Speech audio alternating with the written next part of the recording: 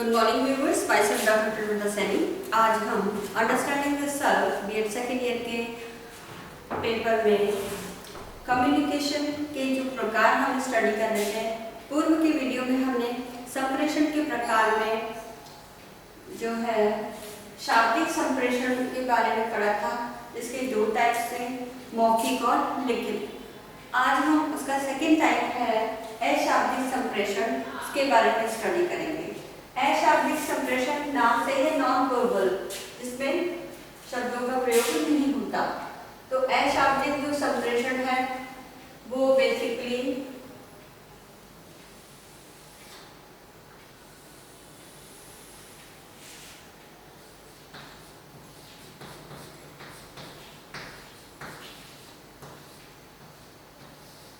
अशाब्दिक संप्रेषण।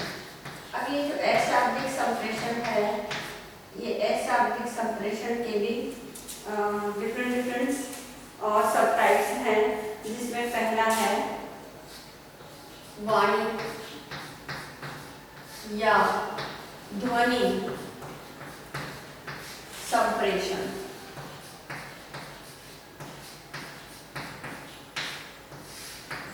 इसमें जो सेकंड है वह है आंखों की भाषा, यानी लैंग्वेज ऑफ आईज, आंखों की भाषा, ये इसका सेकंड है। थर्ड है इसमें स्पर्श संप्रेषण, यानी टच, सेंस ऑफ टच, स्पर्श संप्रेषण। नेक्स्ट इसमें है गंध संप्रेषण,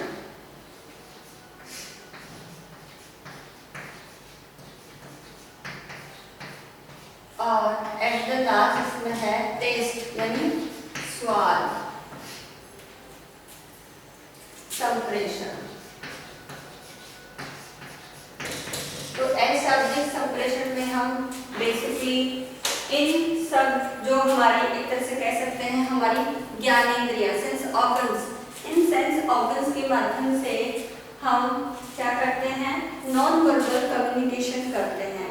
अब वो non verbal communication in sense organs के माध्यम से किस प्रकार से करते हैं, अब उसकी स्टडी देखिए करते हैं।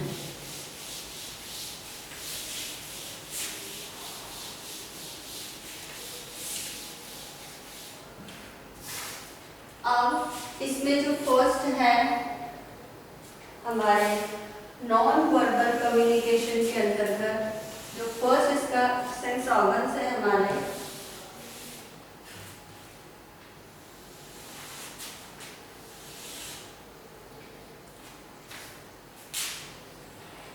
इसमें फर्स्ट है वाणी,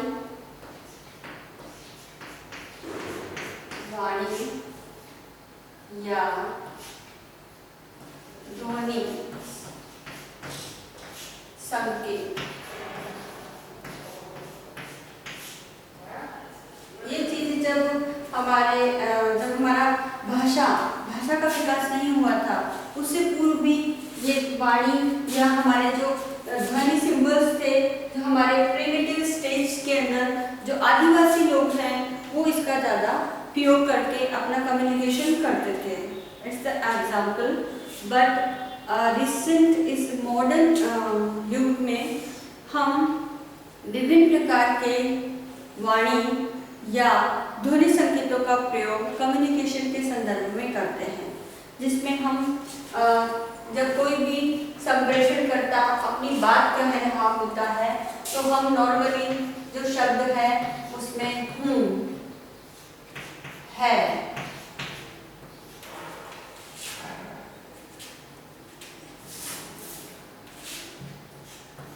हाँ, ठीक है, और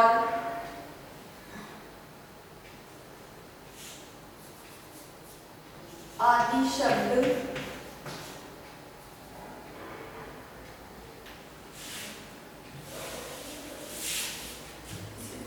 नहीं करते हैं।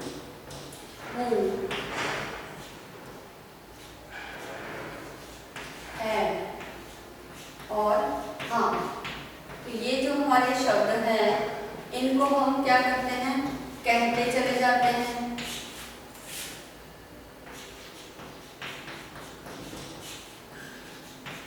जाना या फिर सीटी बजाना। हम अपनी प्रतिक्रिया पर्टिकुलर सिंबल के माध्यम से भी दे सकते हैं, जिसमें सीटी बजाना है, ताली बजाना है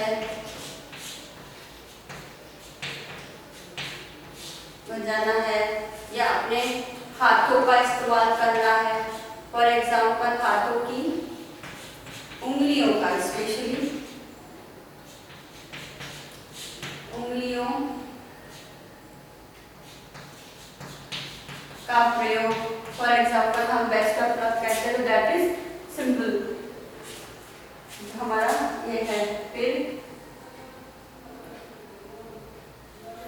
प्रयोग, चीखना है या चिल्लाना है, ये भी एक ध्वनि संकेत है। चीखना है, गिड़गिड़ाना है,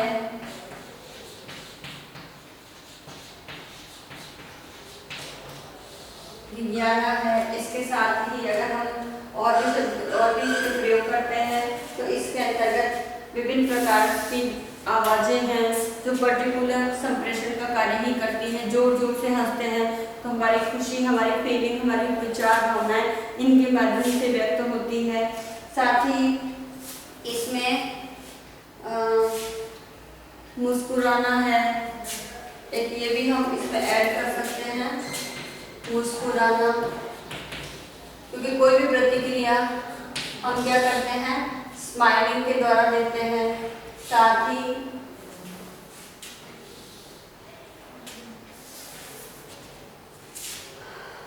हंसना,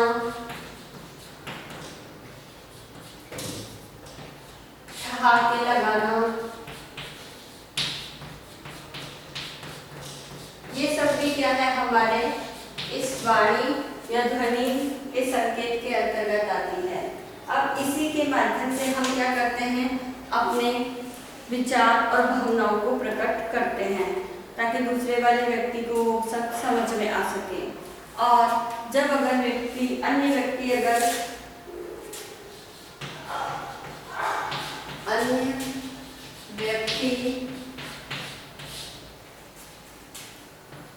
अपनी रुचि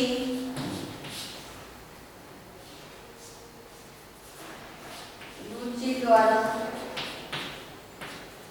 सहमति या असहमति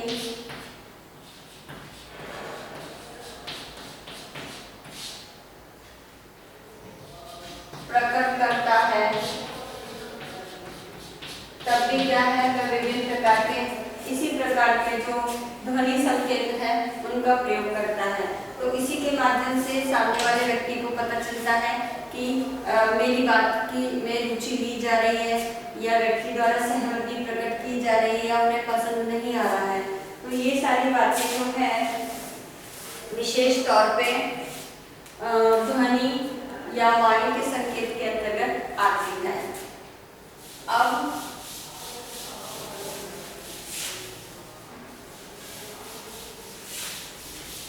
सेकंड है शाब्दिक जो है वह है हमारे आंखों की भाषा। इसमें आती है आंखों की भाषा।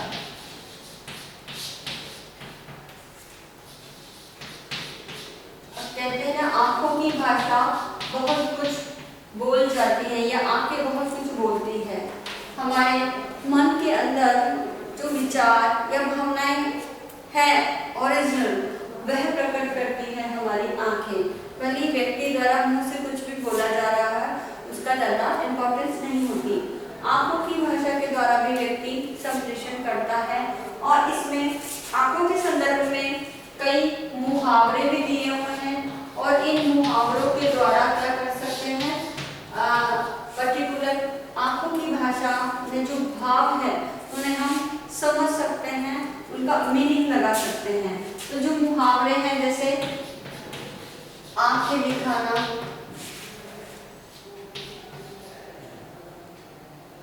हम इसे इस तरह से करते हैं। आंखें दिखाना, ये एक मुहावरा हो गया, ठीक है। फिर आंखें गीली करना, जब इंसान बहुत ही ज्यादा दुखी होता है तो अनायास ही उसकी आंखें गीली हो जाती है, और उन आंखें गीली के हिसाब से ही हम उसके मन में चलने वाली भावनाओं को समझ सकते हैं। आंखें बिछाना,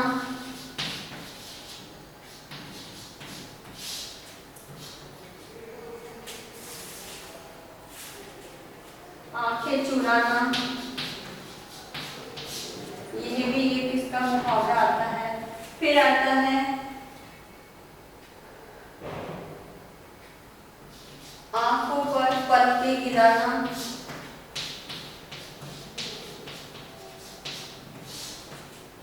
ठीक है। तो ये सारे जो हमारे मुहावरे हैं पर्टिकुलर आंखों की भाषा को समझाने के लिए ही बने हैं, जिसके आधार पर जो संप्रेषण करता है अपने या फिर जो रिस्पॉन्स जिसे संप्रेषण प्राप्त हो रहा है वो अपनी सहमति, असहमति या रुचि इन आंखों की भाषा के इन मुहावरों के माध्यम से हम उसे समझ सकते हैं। अब इन आंखों की भाषा के आधार पर ही हम, अगर किसी की आंखों में विनम्र भाव है, विनम्र भाव है, तो हम उसे क्या कह सकते हैं? दोस्ती, प्रेम, स्नेह, इन अर्थों में प्रयुक्त कर सकते हैं। और यदि इनके अंदर क्रोध,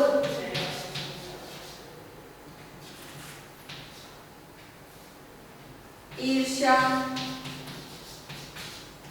लालच, वैमनस्य,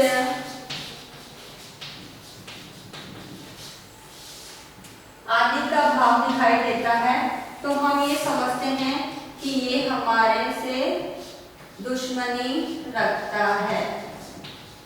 तो ये जो चीजें हैं हमारे इस बातों को प्रयुक्त करती है।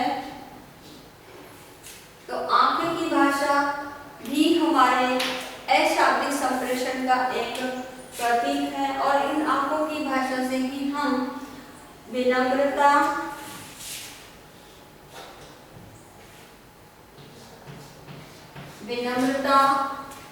और दुश्मनी का पता लगा सकते हैं।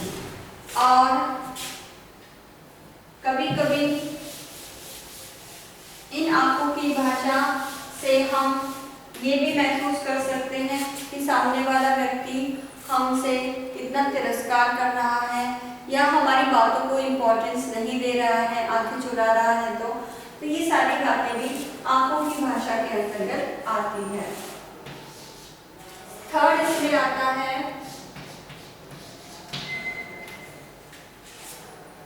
स्पर्श संप्रेषण।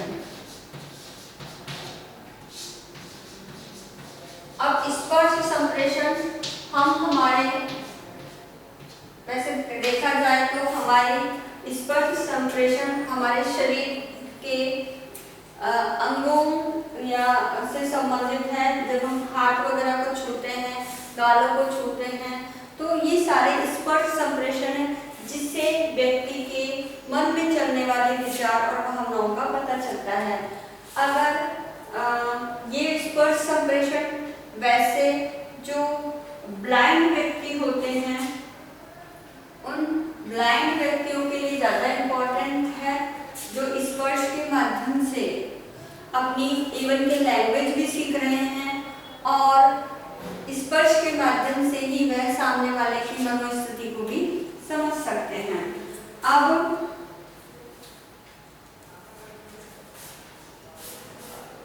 अब इस स्पर्श संप्रेषण में आता है जैसे हाथ मिलाना,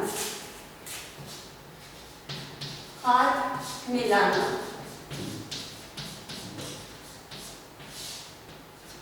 या जैसे कंधे को छूना, तो कंधे को छूना ये भी स्पर्श है। और इस कंधे को छूने से क्या होता है, सहायता का भाव। जैसे बुजुर्ग व्यक्ति होते हैं, स्पेशली वो जब चलने के लिए कहते हैं तो कंधे का सहारा लेते हैं, कंधे का भी स्पर्श लेते हैं। हाथ मिलाना तो है ही, साथ ही गले मिलना भी एक प्रेम और सहानुभूति या मित्रता का ही प्रतीक है। तो ये सारे क्या है, हमारी अशाब्दिक भाषा है। और इन अशाब्दिक भाषा के द्वारा हम संप्रेषण भी कर सकते हैं, उस संप्रेषण के मीनिंग्स भी निकाल सकते हैं और सामने वाले व्यक्ति की मनोस्थिति का भी हमें पता चल सकता है। तो ये सारी बातें हैं जो अशाब्दिक संप्रेषण में आती है। थर्ड,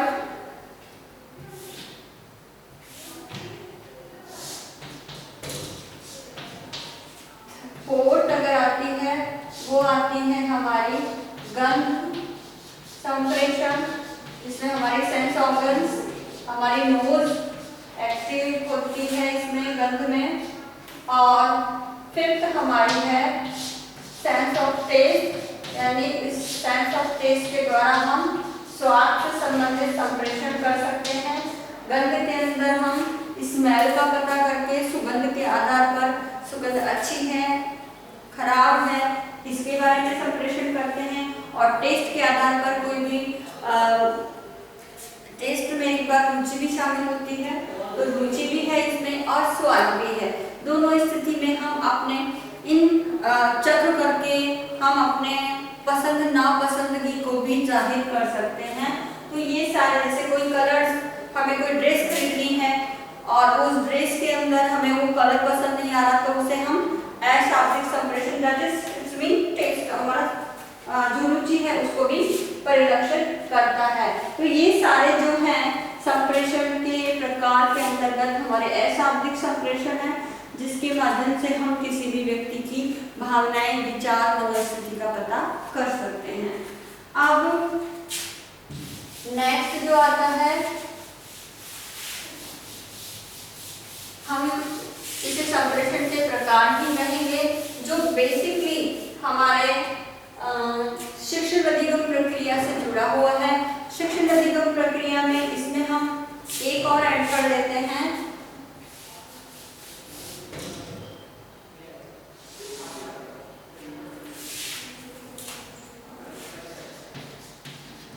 संप्रेषण। ठीक है,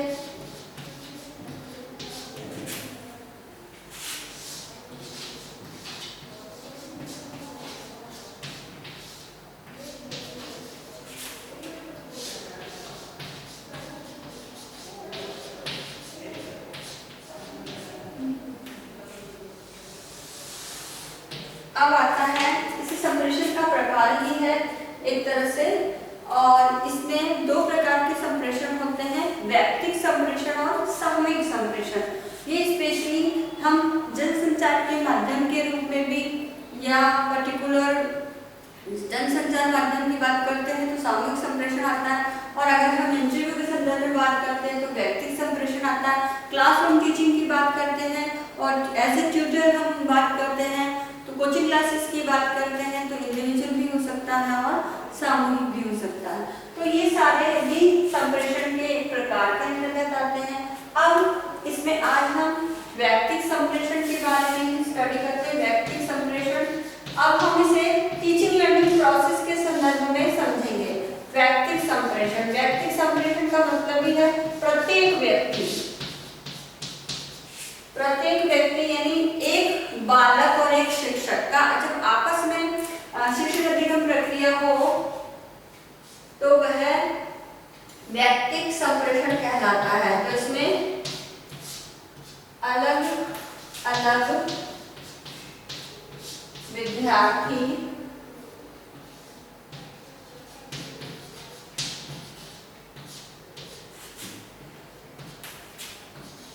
के साथ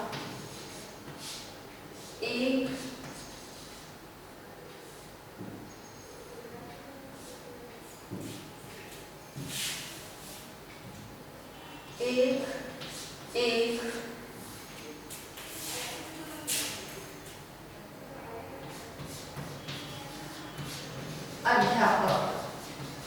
यानी इसका जो रेशियो चलता है एक तरह से हम कह सकते हैं 1:1 का रेशियो, यानी एक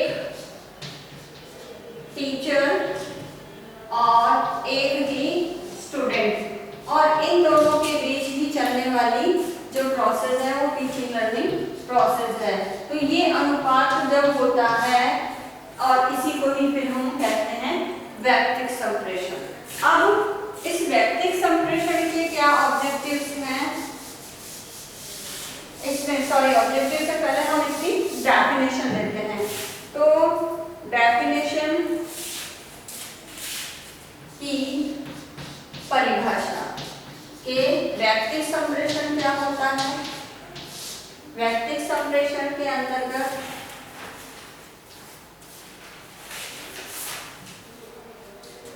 विचारों का आदान प्रदान या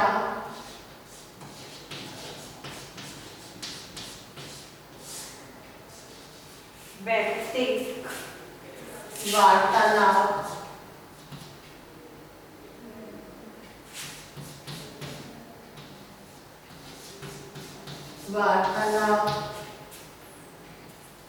द्वारा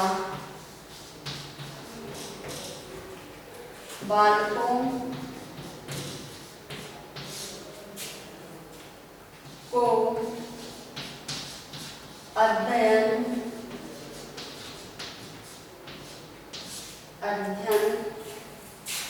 में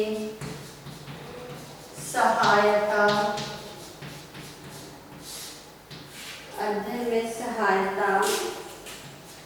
आदेश या निर्देश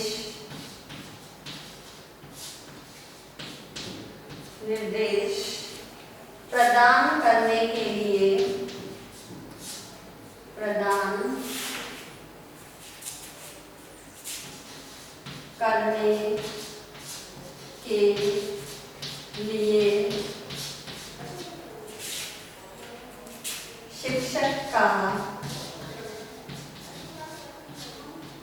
शिक्षक का प्रत्येक बालक से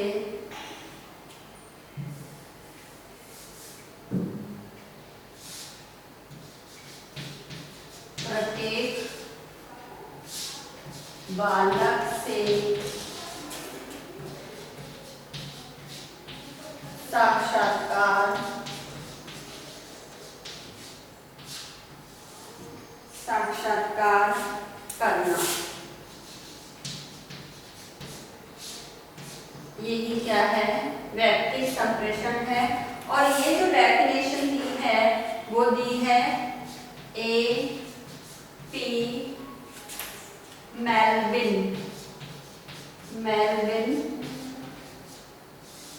के अनुसार। तो वैयक्तिक संप्रेषण की जो परिभाषा दी है वो A.P. मेलविन ने दी है।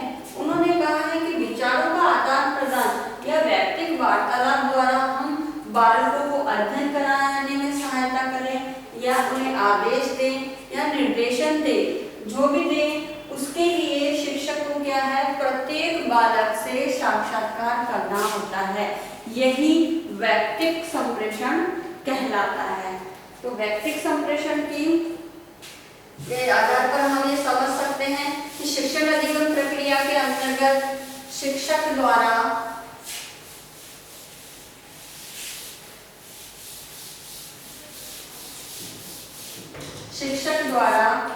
अपनी शिक्षण अधिगम प्रक्रिया को प्रत्येक एक बालक के साथ इंडिविजुअल रूप में शेयरिंग करना, उसे कंटेंट से रिलेटेड आदेश देना, उसे गाइडेंस प्रदान करना ही वैयक्तिक संप्रेषण कहलाता है। अब इस वैयक्तिक संप्रेषण के उद्देश्य हैं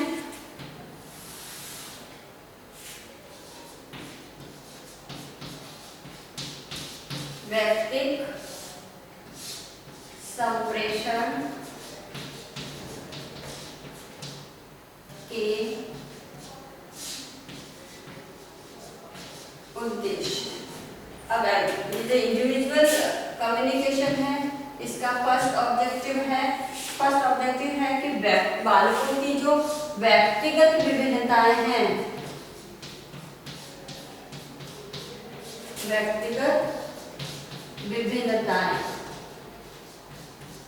अब ये व्यक्तिगत विभिन्नताएं हैं, जैसे उनकी बालकों की रुचि है, आदर, पसंद, आवश्यकता,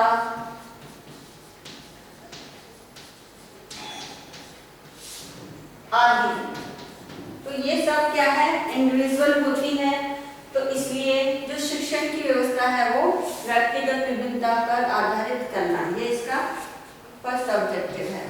सेकंड इसका ऑब्जेक्टिव है कि बालकों की जो विशिष्ट योग्यता है उस विशिष्ट योग्यता का पता लगाना और बालक का व्यक्तित्व विकास करना।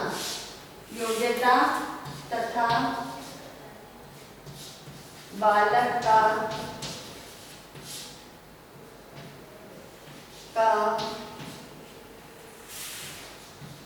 सर्वांगीण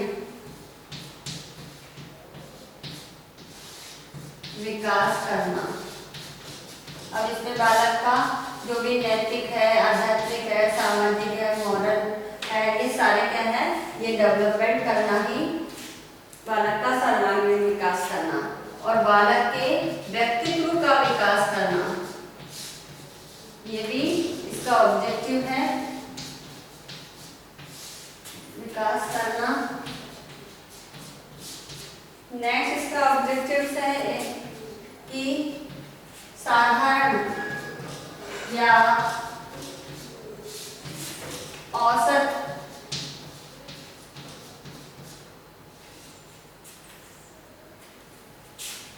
बालकों हेतु उपयोगी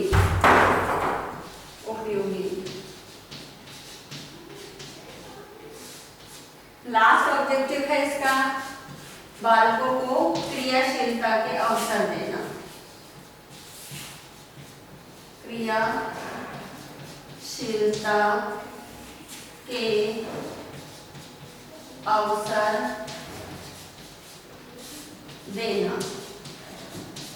तो इन सभी ऑब्जेक्टिव्स को फुलफिल करने के लिए इंडिविजुअल संप्रेषण अति आवश्यक है। यह व्यक्तिगत विभिन्नता पर आधारित है, तो एक प्रकार से हम इसे मनोवैज्ञानिक विधि पर भी आधारित कह सकते हैं। विशिष्ट योग्यताएं जो प्रतिभाशाली बालक, साधारण बालक या बहुत ही डल बालक है, उनको भी हम इंडिविजुअल शिक्षण के माध्यम से ही स्टडी करा सकते हैं। फिर बालक का सर्वांगीण विकास है, व्यक्तिगत विकास है, ये सारे ऑब्जेक्टिव्स को फुलफिल करने के लिए इंडिविजुअल शिक्षण या इंडिविजुअल कम्युनिकेशन इम्पोर्टेंट है। अब हम आज का असाइनमेंट अब आपको देते हैं।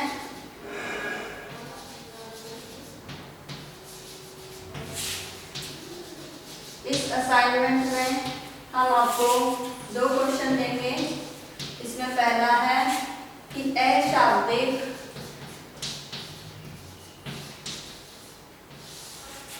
संप्रेषण को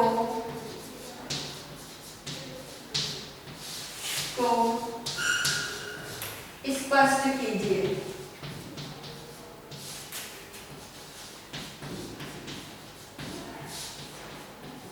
सेकंड क्वेश्चन है आपका वैयक्तिक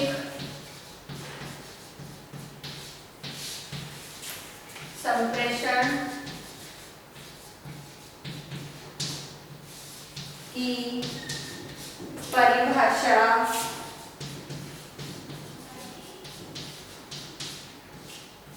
तथा उद्देश्य बताइए।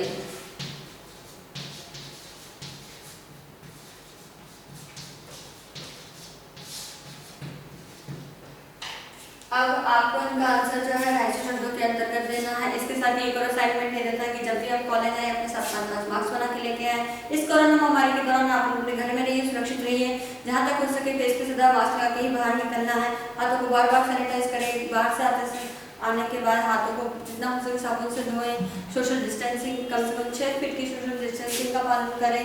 और ऐसे कुछ सिम्टम्स आपको नजर आते हैं जो कोरोना वायरस से रिलेटेड है तो आप तुरंत जाकर के डॉक्टर से सलाह लें। अपने सोशल मीडिया ग्रुप में आप जल्द से जल्द कोरोना वायरस के बचाव हेतु जो एडवाइजरी गवर्नमेंट ऑफ इंडिया द्वारा जारी की गई है उसके पोस्टर बना करके आप लोगों को शेयर करके उन्हें जागरूक करने का प्रयास कीजिए। आई होप ये वीडियो आपके लिए यूजफुल होगा। So thank you.